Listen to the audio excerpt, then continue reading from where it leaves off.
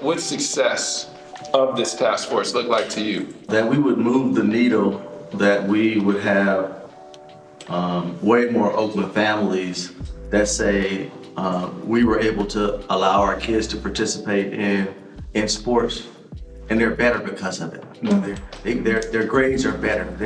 Their perspective on themselves is better. Their self-esteem is better. Their relationships with their brothers and sisters is better, and that they have the access to these tools has helped them to grow. Antonio, same question.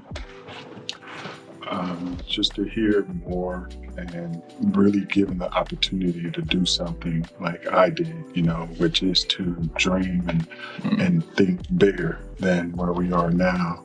That elephant in the room of that pay to play, and the only way that I can do this for my child is if I go out here and get a second job or I do all that stuff. Like, it just shouldn't be that way. So if we can just create more opportunities, more programming, give this man here more resources at the Park and Rec level, then I'm sure things will be better. And that's success for me, even if he, like he said, we just move the needle in that direction.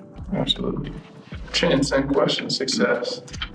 A specific example, what success looks like for Oakland Unified School District after school program is that there's this ripple effect of this task force of like Imagine 73 after school program, playing together from elementary, middle, and high, and adults who work in that system.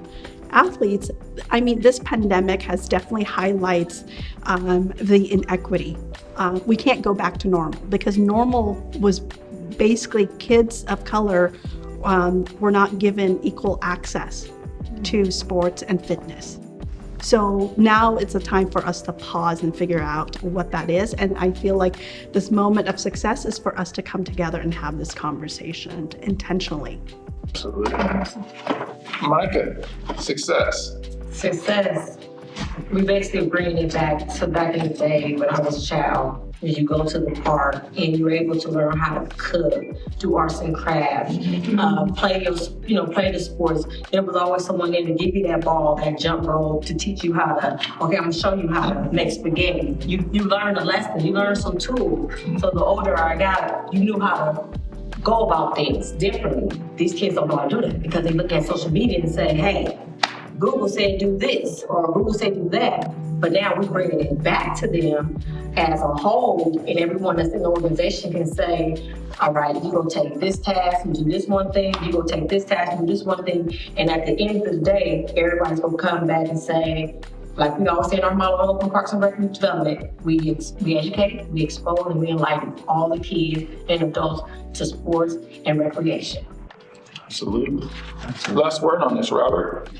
I agree with what everyone said so far. The only thing I would add is, when we walk out of here, we have our sport equity agenda complete, our action plan complete, right? When we look a few years from now, like we see the level of sport, recreation, organized play, physical fitness, having been raised to the level that exists in communities that are more affluent than the parts of Oakland that we serve, right? That there's not only equality, but the quality of the sport program is right on that level. And to take that a step further, right? In rec and park programs, in OUSD after school programs,